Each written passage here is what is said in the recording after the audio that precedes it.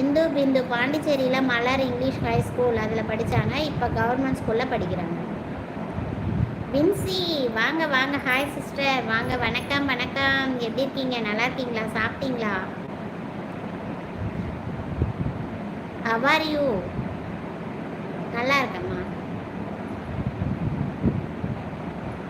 சாப்பிட்டேன். நீங்கள் சாப்பிட்டீங்களா? இன்னும் அந்த ஃபோனில் ஏதோ தெரியுது.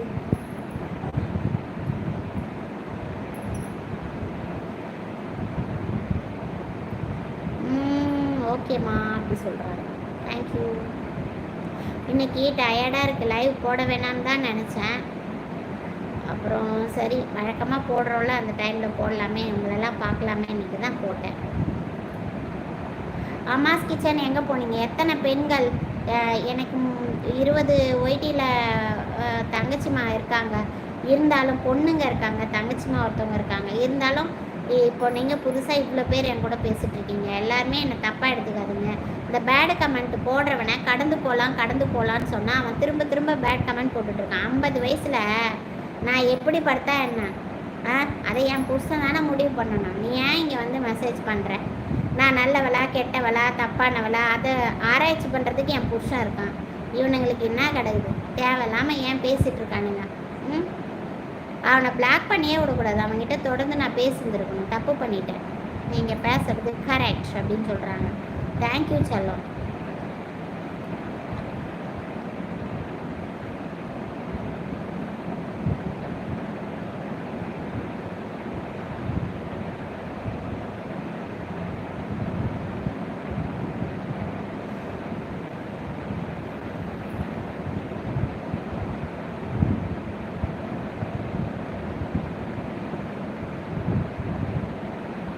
அவங்க பேடு கமெண்ட்டு போட்டால் நாங்கள் என்ன அப்படியே செத்தாக போயிடுவோம்? கேட்குறேன். நான் என்ன இன்றைக்கி நேற்று லைவ் போட்டுட்ருக்கேன், இந்த யூடியூப்குள்ளே இருக்கேன், ஃபேஸ் காமிச்சு பேசுகிறேன், ஷார்ட்ஸ்லாம் போடுறேன், எல்லாமே ரியலாக போடுறேன், எல்லாமே தெரியும். இதனால் ஏற்படுற நல்லது கெட்டது எல்லாமே எனக்கு தெரியும். ஏன்? ஓகே பாய், குட் நைட் அக்கா. எனக்கு கொஞ்சம் உடம்பு முடியல. ஓகேம்மா உண்மையாக போயிட்டு வாங்க. பாய். தேங்க்யூம்மா.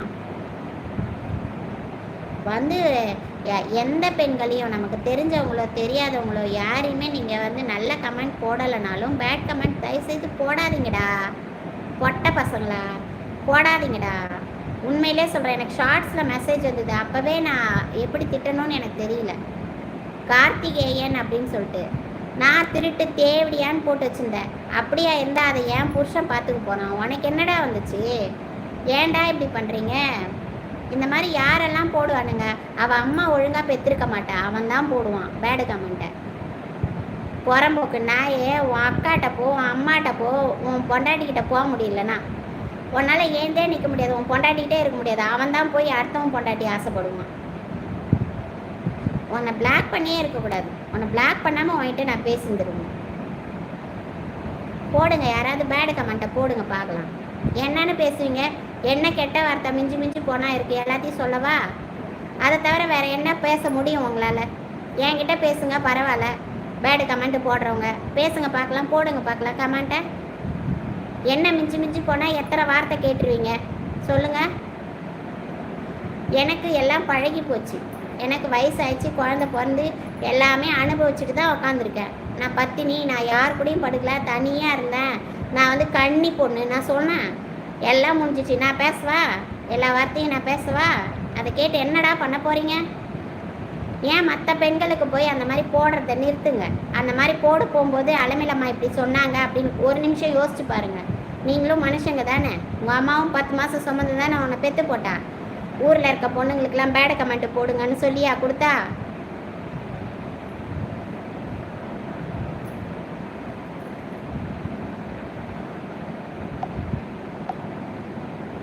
இதனால தான் பசங்க இருக்கும்போது நான் லைவ் போடுறதெல்லாம் இனிமேல் தவிர்க்கணும்னு நினைக்கிறேன்.